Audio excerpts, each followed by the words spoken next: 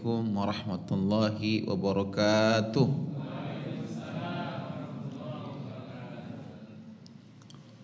Alhamdulillahilladzi anjalas sakinata fi qulubil mu'minin liyazdadu iman ma'imanihim.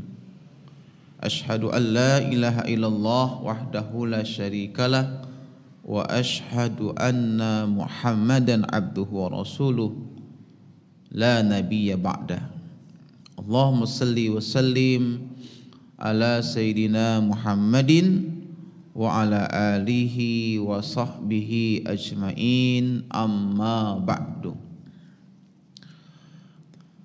Rabbi shrah li sadri wa yassir li amri wahlul 'uqdatam min lisani yafqahu qawli. Bapak Ibu, sahabat sekalian, pecinta rumah Allah dan pecinta majlis ilmu rahimakumullah. Kita bersyukur kepada Allah Subhanahu wa taala yang telah menganugerahkan kita rezeki yang sangat besar, rezeki yang sangat mulia, yaitu kita bisa hadir di majlis ilmu di masjid yang kita cintai ini. Enggak semua orang bisa mendapatkan rezeki yang kita alami hari ini. Sering kita memahami rezeki itu dalam bentuk materi, uang, pakaian, makanan, dan sebagainya. Padahal di saat kita bisa hadir di masjid untuk salat berjamaah, itu rezeki dari Allah. Dan gak semuanya bisa mendapatkan rezeki itu. Faktanya gak semua orang Islam itu bisa hadir ke masjid. Begitupun saat kita bisa hadir di majelis ilmu, itu rezeki dari Allah. Saat orang lain gak bisa baca Quran, sehari 1 juz kita bisa bacanya, itu rezeki dari Allah.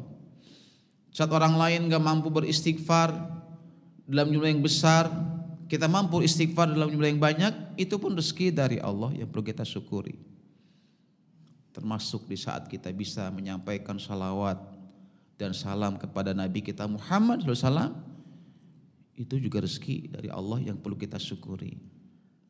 Termasuk teman-teman sahabat kita yang hadir di majlis ini, yang memiliki semangat yang sama untuk memperbaiki diri, semangat yang sama untuk saling menolong. Ini para sahabat-sahabat semua adalah rezeki Allah yang tak ternilai harganya dengan materi. Nah, mudah-mudahan kita dimudahkan oleh Allah untuk bisa mensyukuri segala anugerah rezeki yang begitu banyak sudah Allah berikan kepada kita. Wa in ta'uddu nikmatallah la tuhsuha. Kalau kamu ingin hitung-hitung anugerah, nikmat, rezeki dari Allah, kau gak akan sanggup menghitung-hitungnya, gak bisa mengkalkulasikannya, saking banyaknya. Ya mas muliakan, dalam kesempatan kajian malam hari ini, saya ingin menyampaikan tentang keutamaan tawakal kepada Allah. Ini di bab Kitabus Shalihin, ini ada bab bil yakin wa tawakal. Banyak sekali hadis-hadis yang memuat tentang itu. Saya pernah sampaikan dulu sebelumnya, namun belum tuntas. Nah, hari ini saya ingin tuntaskan. Jemaah semuliakan, setiap perintah Allah itu mengandung keutamaan, termasuk perintah tawakal kepada Allah. Ya. Allah yang menyuruh kita tawakal. Allah dan Nabi yang menyuruh kita untuk bertawakal kepada Allah. Di dalam Al-Quran, ya, di antara keutamaan orang yang tawakal kepada Allah, yang pertama adalah bahwa orang yang tawakal kepada Allah itu, ya, dia tidak akan mudah, ya. Tidak akan mudah digoda oleh setan. Kenapa? Karena hatinya dikuatkan oleh Allah dan imannya dikuatkan oleh Allah sehingga dia tidak terpengaruh, nggak ngepek gitu dengan godaan setan. Jadi kalau Bapak Ibu kepingin tidak mudah digoda oleh setan, hendaklah dibangun, ditumbuhkan sifat tawakalnya kepada Allah. Kita lihat di Quran surat 16:99 An-Nahl 99. Allah berfirman, innahu laisa lahu sultanun 'alal ladzina amanu wa 'ala rabbihim yatawakkalun. Itu dalilnya. Sesungguhnya setan itu sedikit pun tidak bisa berpengaruh kepada orang-orang yang beriman dan kepada orang-orang yang tawakal kepada Tuhannya. Di sini pakai kalimat yatawakkalun fi'il mudhari yang maknanya tawakalnya itu berlangsung terus-menerus gitu. Jadi orang yang selalu tawakal kepada Allah, baik dalam kondisi sehat, sakitnya, baik dalam kondisi dia lagi susah maupun senang, kaya maupun miskin, tetap tawakal kepada Allah, setan tidak akan berpengaruh, gak akan ngepek, gak akan sanggup untuk menggodanya. Nah, saya doakan mudah-mudahan para jamaah ya dimudahkan oleh Allah untuk menjadi orang-orang yang tawakal. Amin ya rabbal alamin. Nah, tawakal ini Bapak Ibu sekalian, kita harus menyerahkan seluruh urusan kita kepada Allah, baik dunia maupun akhirat. Setelah kita berusaha secara maksimal, serahkan nasib kita, rezeki kita, hidup mati kita, anak istri, serahkan sama Allah. Karena Allah sebaik-baik yang akan mengurus. Jangan khawatir, nanti anak saya kalau gede jadi apa ya? Jangan khawatir. Ya, ini orang udah banyak begini, udah sempit, nggak ada lahan. Entah anak saya kalau besar tinggal di mana ya? Itu namanya kita nggak yakin sama Allah. Bumi Allah tuh luas. Kalau kita ngeliat Jati Keramat doang, emang udah sempit ya. Udah nggak ada tanah kosong ya Pak ya. Susah ya, susah. Jati Keramat doang, ngutek-nguteknya, ngutek-ngutek Jati Keramat, Jati Asih. Tapi kalau kita keluar sana, jangan jauh-jauh. Bogor aja Jonggol masih banyak tanah kosong. Cariu banyak kosong. Cianjur banyak tanah kosong. Sukabumi, Garut, gak usah ke Sumatera deh. Ya. Banyak tanah kosong. Banyak. Ya. Dulu tuh waktu saya masih kecil, Komsen tuh tempat jin buang anak. Gak ada rumah di situ. Betul. Dulu waktu saya masih SD, Komsen itu nggak ada rumah tuh, ya, jarang. Apalagi Jalan Ratna mah belum diaspal. Saya SD itu belum ada tuh rumah banyak kayak gini. Jadi Kemat Indah, tuh saya SD itu masih sawah. Geraha Indah, saya SD masih sawah. Kagak ada rumah, sawah. Ya. Dulu saya SD. Ya, tahun berapa tuh ya? Tahun 88 dah. Ya. Pak Fajar udah SD ya? Udah lahir belum tuh 88? Oh, udah ya? Ya. Jadi kalau kita tawakal kepada Allah, Allah akan kuatkan hati kita. Gak gampang sedih, gak gampang galau, gak gampang depresi. Kenapa? Karena kita yakin bahwa Allah itu akan mencukupi segala keperluan kita. Ini yang kedua, bahwa orang yang tawakal kepada Allah, Allah pasti akan cukupi segala kebutuhannya, segala keperluan hidupnya. Ya, sebagaimana yang Allah firmankan di Quran surat At-Talaq ayat kedua, wa may yatawakkal 'alallah fahuwa hasbuh. Siapa yang tawakal kepada Allah, maka Allah akan mencukupi segala kebutuhannya. Tuh, ya. Dulu ada kisah nih. Ya, kisah ini kisah nyata. Di mana seorang ulama itu memiliki anak dan istri yang cukup banyak. Tiba-tiba ulama ini karena dia cinta ilmu dan ada ilmu yang belum dia kuasai, diminta izin sama istrinya dan anak-anaknya untuk meninggalkan mereka cari ilmu. Terus istrinya protes, anaknya protes.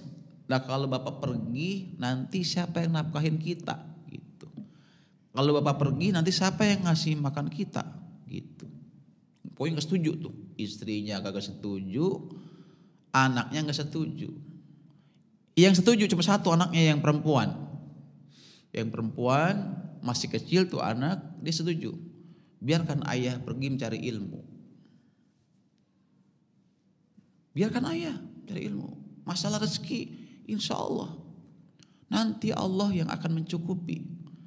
Karena ayah sedang berjihad fisabilillah. Orang yang jihad fisabilillah pasti dijamin rezekinya sama Allah.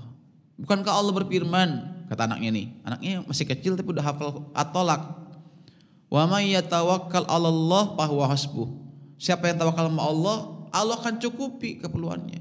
Jangan khawatir. Ayah kita pergi, insya Allah rezeki kita akan dicukupi.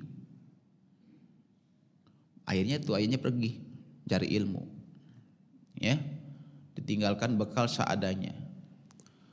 Sehari masih makan karena 2 hari masih makan, 3 hari, begitu 10 hari udah habis tuh perbekalan, ya, udah habis tuh makanan. Anaknya ini yang perempuan ini habis tuh dimarah-marahin, gara-gara kamu sih nih. Bapak disuruh pergi cari ilmu, karena kita gak ada yang ngasih makan, kelaparan nih, udah habis di makanan, begitu. Ini anak ini nih yakin banget sama Allah nih, kata anak perempuan nih, insya Allah gak akan menyia-nyiakan kita, gak mungkin Allah akan biarkan kita kelaparan, pasti Allah akan bantu. Tiba-tiba tuh lewat serombongan, ya, saudagar, ya, lewat rombongan saudagar, musafir, di mana musafir ini mereka kehausan, minta diberikan air minum, maka musafir ini akhirnya dikasih minum tuh, ya, karena adanya cuma air putih aja. Terus musafir ini nanya, ini rumah siapa? Oh ini rumah Fulan bin Fulan, rumah ulama terkenal, saya lupa. Rupanya ini sang saudagar itu kenal dengan ulama itu. Oh, ulama ini nih ya, yang ahli hadis ini ya. Iya betul. Sekarang mana orangnya? Dia sedang mencari ilmu. Tinggalkan kami gitu. Akhirnya itu ketua saudagar itu, ya, menyuruh seluruh kafilah, seluruh itu, ya, anak buahnya kumpulkan uang. Ya. Kumpulkan uang, kemudian dikumpulkan uang itu dan dilemparkan ke pintu, sampai di pintu itu nggak bisa dibuka karena penuh dengan uang. Ya. Setelah itu mereka pergi. Lantas bilanglah itu anak perempuannya, ya, tuh kan Allah nggak akan sia-siakan kita. Kalau kita yakin sama Allah, Allah pasti akan cukupi keperluan kita. Akhirnya mereka baru yakin tuh. Istri sang ulama itu, ada kakak-kakaknya itu yakin, baru yakin bahwa Allah itu gak akan menyia-nyiakan hambanya. Ini Pak ya, kisah nyata. Kalau kita itu tawakal amal dengan tawakal yang benar, Allah gak akan menyia-nyiakan kita. Allah pasti akan mencukupi segala keperluan kita. Ini yang kedua. Yang ketiga, tawakal ini adalah jalur yang paling mudah untuk bisa meraih sorga tanpa hisab, tanpa diperiksa, tanpa lama. Bu, mau nggak masuk surga tanpa lama, tanpa ngantri hisab? Mau nggak? Mau nggak Pak? Bapak mau nggak? Masuk surganya bigoiri hisab, tanpa dihisab. Kalau nunggu hisab kelamaan.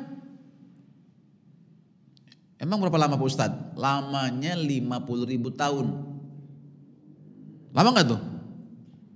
Lama nggak Bu?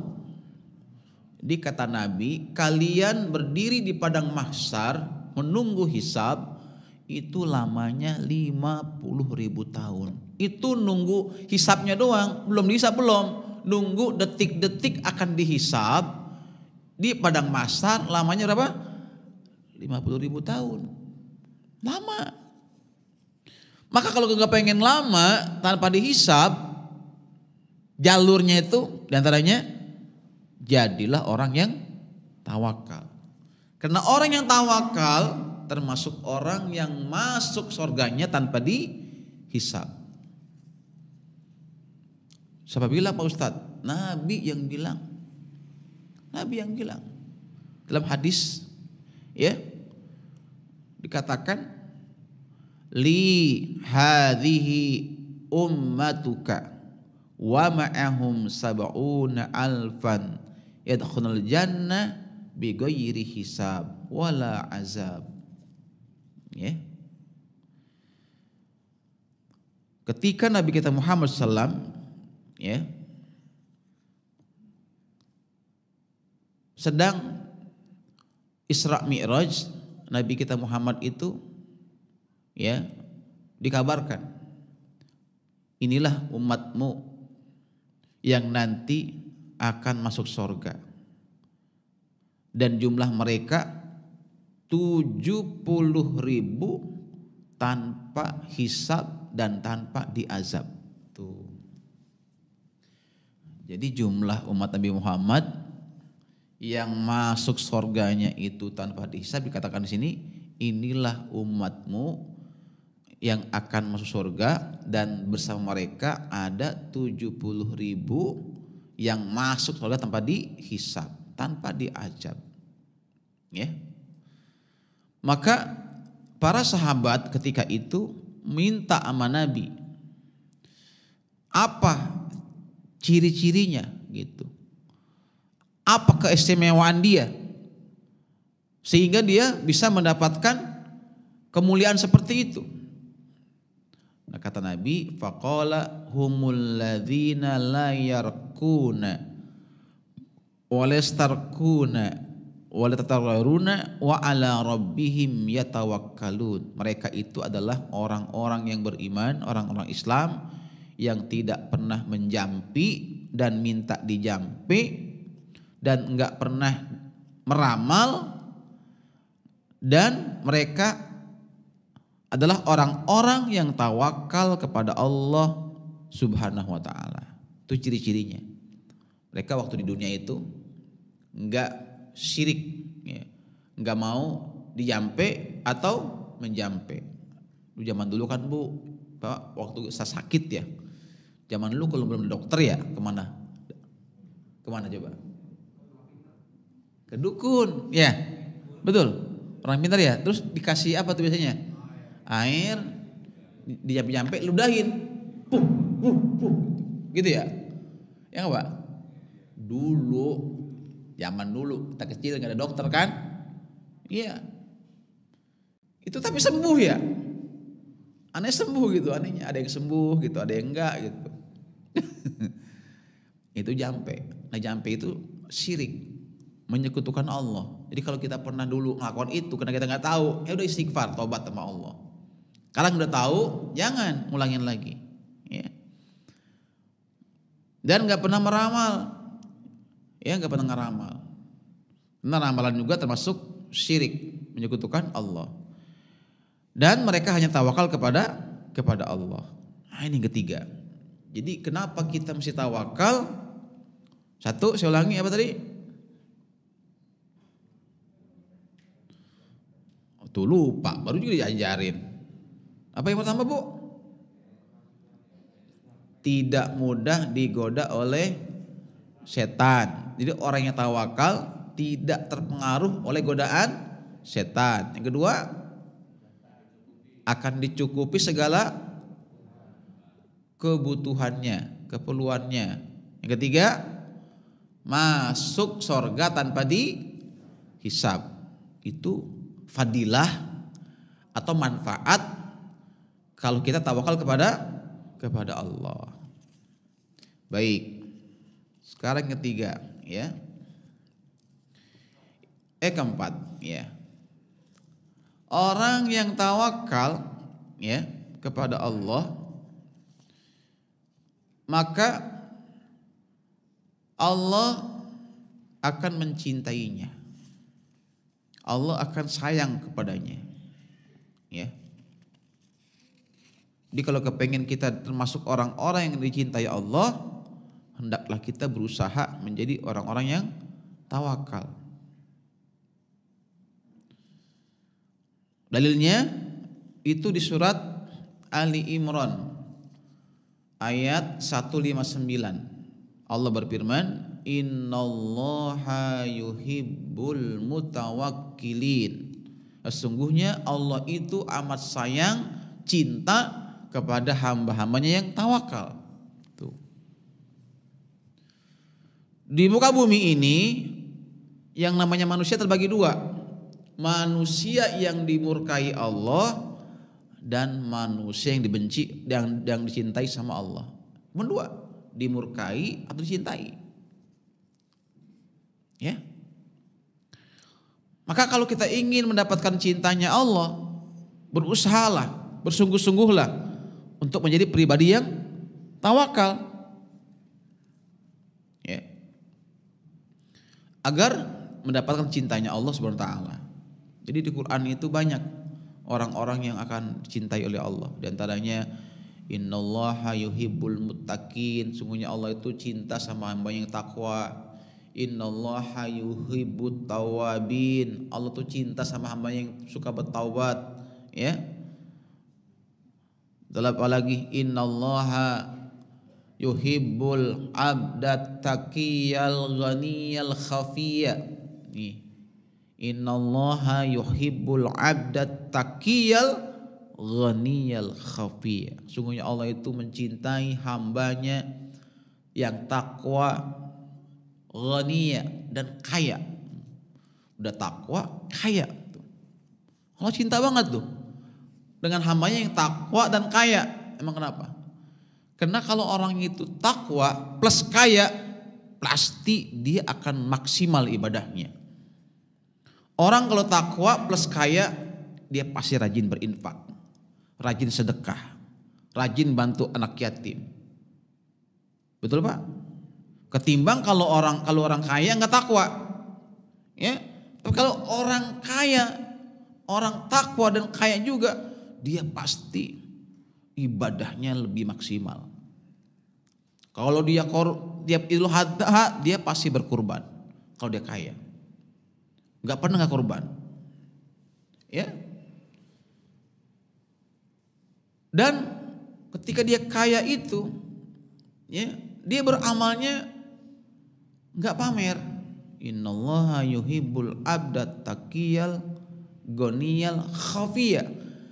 Dia kaya, dia takwa, dia kaya, khafiyya. Dia beramalnya diam-diam. Artinya tawadu, rendah hati. Kan banyak ibu zaman sekarang nih ya, maaf. Orang beramal tapi pencitraan. Apalagi kan sekarang zaman medsos kan, begitu banyak orang yang pamer sedekah, pamer ibadah umroh. Betul? Pamer kesolehan. Yang parah pamer maksiat. Nah ini nih, coba lihat tuh di TikTok ibu-ibu. Bu, banyak gak bu orang pamer maksiat? Hah? Pamer dosa banyak gak? Itulah namanya dosa jariyah. Tuh. Dosa jariyah. Jadi tolong nih anak-anak gadis kita ya, yang udah pada remaja nih bu, tolong. Jangan sampai mereka pamer aurat di TikTok, di medsos. Jangan, ya.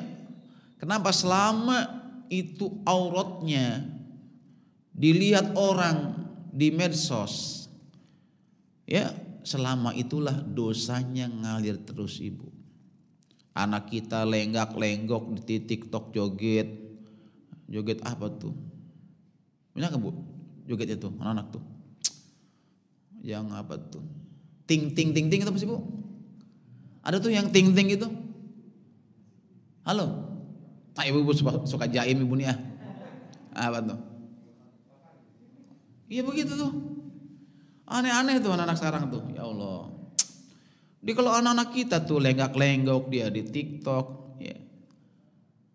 Lantas goyangannya itu sampai membuat orang itu nafsu ya, sampai syahwatnya naik. Maka selama itu nggak dihapus ya, selama itu ada yang lihat, ada yang nonton, selama itulah dosa itu kan ngalir terus. Bahkan andai kata dia meninggal dunia masih ada itu videonya, maka itu terus ngalir dosanya tuh. Nauzubillah min zalik tuh. Ya, maka hati-hatilah dengan medsos. Kita boleh bermedsos, tapi isi dengan hal-hal yang positif. Ilmu takin ini kan luar biasa tuh. Saya dikirim sama Pak Pajar kemarin tuh apa tuh potongan ceramah saya tuh bagus tuh. Ya, kreatif juga mau takin tuh. Menurut saya belum ini nih. Ininya apa tuh? Facebooknya namanya. Ada gak? Apa namanya? Namanya? Oh iya, nanti saya buka ya. Saya kayaknya belum berteman ya. Oh iya temenan yes. Iya. Jadi namanya ini medsos, ini bisa digunakan buat dakwah, kebaikan, ladang amal, bisa juga jadi ladang maksiat, tergantung penggunaannya. Begitu. Jadi banyak orang yang menuai pahala dengan medsos dan banyak orang yang panen dosa dengan medsos. Pada Hadi Hidayat, Ustaz Abdul Somad itu panen pahala tuh. Dari video-video yang dikirim, yang ada di YouTube, yang ada di Facebook, ya Allah, luar biasa tuh. Tapi pelaku maksiat juga sama, panen dosa tuh tiap hari. Ya, nauzubillah min dzalik. Jamaah semuliakan. Jadi yang keempat, orang yang tawakal itu akan dicintai oleh Allah. Ya. Maka bersungguh-sungguhlah untuk menjadi pribadi yang bertawakal. Ya. Saya doain ya, mudah-mudahan para jamaah dimudahkan oleh Allah untuk menjadi pribadi yang tawakal. Amin. Ya Rabbal Alamin. Nah kemudian yang kelima ya. Yang kelima, bahwasanya orang yang tawakal kepada Allah, maka dengan tawakal itu ya, Allah akan memperkokoh imannya dan dia tidak mudah putus asa. Ini yang kelima. Ya.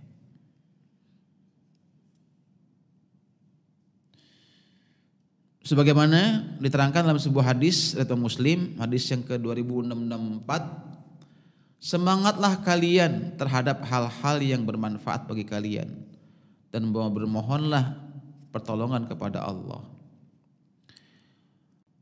Jadi kalau orang itu tawakal kepada Allah, ini akan semakin kuat imannya, ya, akan semakin kokoh imannya, dan dia nggak mudah putus asa ketika mendapatkan suatu masalah, suatu musibah.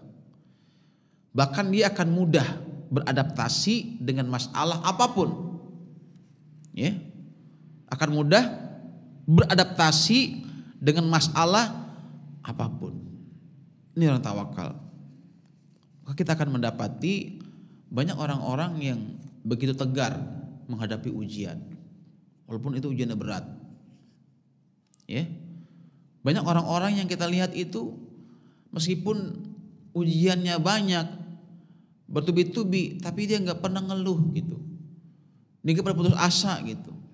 Nah, itu karena dia tawakalnya udah tinggi kepada Allah, sehingga dia kuat gitu. Tapi ada sebaliknya, orang hanya diuji dengan ujian yang ringan saja udah ngeluh, ya sudah putus asa. Kenapa? Karena itu imannya lemah. Apalagi kalau orang nggak beriman, parahan lagi. Di Jepang itu banyak anak muda bunuh diri hanya gara masalah jerawat, gak sembuh-sembuh. Jerawat gak sembuh-sembuh, stres, bunuh diri, itu banyak banget. Bahkan teman saya itu yang tinggal di Jepang. Di Jepang itu ada sebuah restoran di mana bayar makanannya itu lebih mahal daripada piringnya. Jadi mahalan piringnya ketimbang makanannya. Kenapa? Karena di restoran itu seseorang boleh melampiaskan amarahnya dengan membanting piring. Jadi orang-orang yang lagi stres, yang lagi depresi, lagi galau, makan di situ. Habis makan dia boleh banting gelas, boleh banting piring sebanyak-banyaknya. Nanti tinggal dihitung piring yang pecah berapa, gelas berapa, gitu. Nah, jadi mahalan bayar piringnya sama gelasnya ketimbang makanannya. Gitu loh Pak, orang kalau gak beragama, ya seperti itu. Jadi ada, itu restoran seperti itu. Anak-anak itu habis makan, ya banting-banting piring, banting-banting gelas, banting-banting properti yang lainnya. Dibolehkan, boleh. Mereka itu melampiaskan kemarahan di situ. Setelah puas marahnya, tinggal ngitung. Kita kan enggak di sini, ya. Ada orang masuk kafe, minum-minum, ditagih, marah. Enggak bayar, tembak. 3 orang ditembak. Ya Allah, kayak gitu tuh, ya. Masya Allah, ya. Jadi insya Allah kalau kita itu, ya, tawakal kepada Allah, Allah akan kokohkan iman kita. Allah akan kuatkan iman kita. Dan Allah akan kuatkan hati kita, kita nggak putus asa. Bahkan kita akan mudah beradaptasi dengan masalah. Bahkan kita bisa berdamai dengan masalah. Bahkan ada orang itu menikmati suatu masalah, menikmati musibah. Ini tingkat tinggi tawakalnya.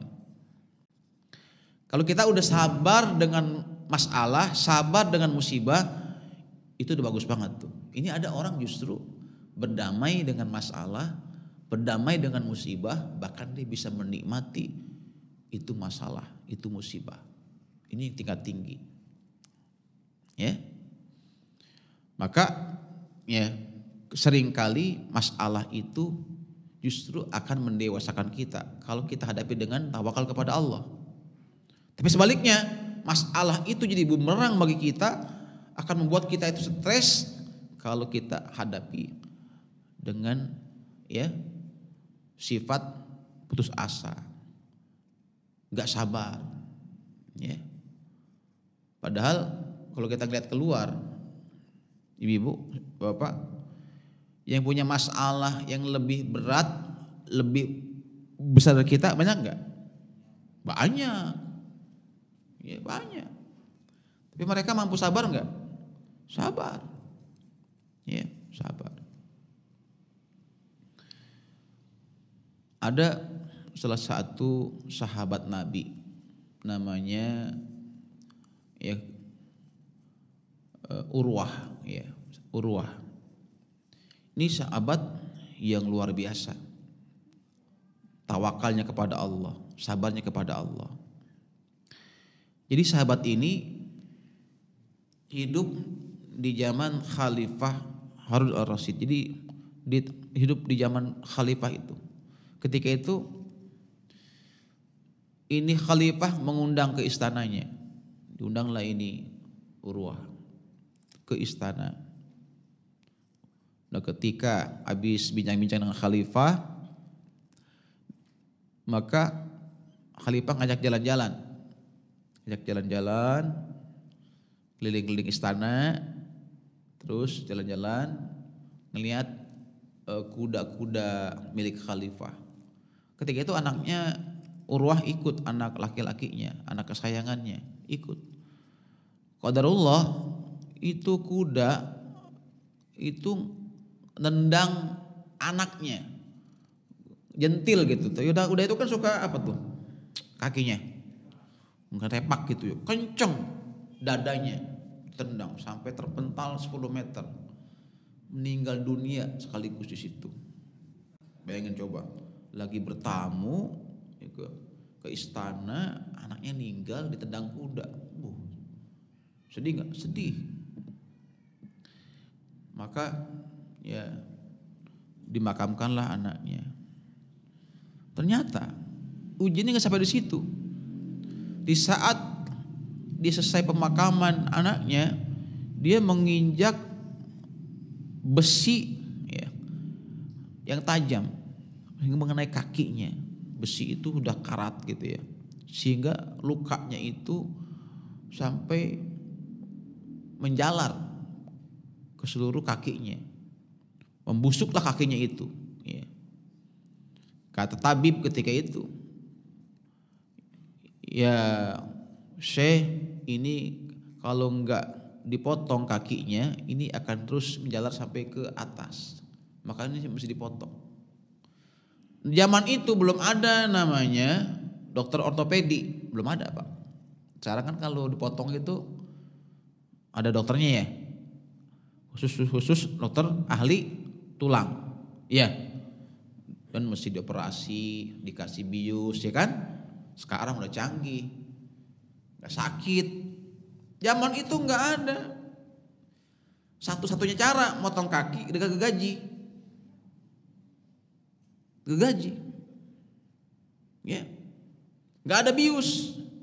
Maka ulama itu dianjurkan oleh tabib, ya Syekh, kalau anda gak ingin sakit, minumlah khamr. Nanti kalau anda mabuk akan saya potong kakinya. Jadi suruh minum khamr. Tidak, aku tidak mau memakai yang haram untuk berobat. Lantas bagaimana? Ini, biarlah aku sholat dulu. Nanti kalau aku sholat, ya, aku sudah khusyuk ketika sholat, saat aku sujud, ya, maka potonglah kakiku, ya. Jadi dia dipotonglah kakinya tuh dengan gergaji, ya. Setelah kakinya dipotong, darah itu keluar banyak. Untuk menghentikan darah pakai apa? Disiram pakai minyak yang panas, minyak kelapa, minyak kelapa ya, disiram. Coba kayak apa coba? Rasanya gimana Bu, kira-kira Bu? Habis dipotong, disiram, pingsanlah dia, pingsan. Jadi dalam waktu sebulan itu dia kehilangan dua tuh, kehilangan anak plus kehilangan kaki. Tapi dia bilang apa setelah itu? Alhamdulillah, segala puji bagi Allah yang telah mengambil anakku dan mengambil kakiku. Ya. Demi Allah, kakiku gak pernah kugunakan untuk maksiat. Kakiku ini kugunakan untuk selalu ke masjid, ke majelis ilmu. Dibilang alhamdulillah, wa inna lillahi. Alhamdulillah. Tuh Masya Allah. Itu ya, kalau orang tawakal kepada Allah, meskipun mendapat musibah yang begitu berat, masih bisa bilang alhamdulillah. Ya. Isa ya. Subhanallah. Waktu sangat cepat ya. Kalau untuk ngaji itu cepat insya Allah ya. Gak kerasa. Baik. Sampai di sini kajian kita tentang keutamaan tawakal. Ya, sebelum saya tutup, mungkin ada yang mau bertanya, dipersilakan Pak. Silakan yang mau nanya, ibu-ibu, tafadhol.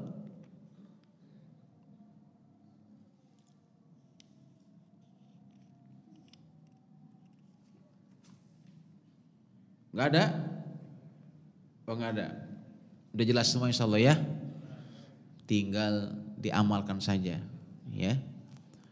Kita mohon kepada Allah Semoga Allah Subhanahu wa taala masukkan kita, golongkan kita, mudahkan kita untuk menjadi hamba-hambanya yang hanya bertawakal kepadanya. Amin ya rabbal alamin. Kita tutup baca doa. Subhanaka Allahumma wa bihamdika asyhadu an la ilaha illa anta astaghfiruka wa atubu ilaik. Assalamualaikum warahmatullahi wabarakatuh.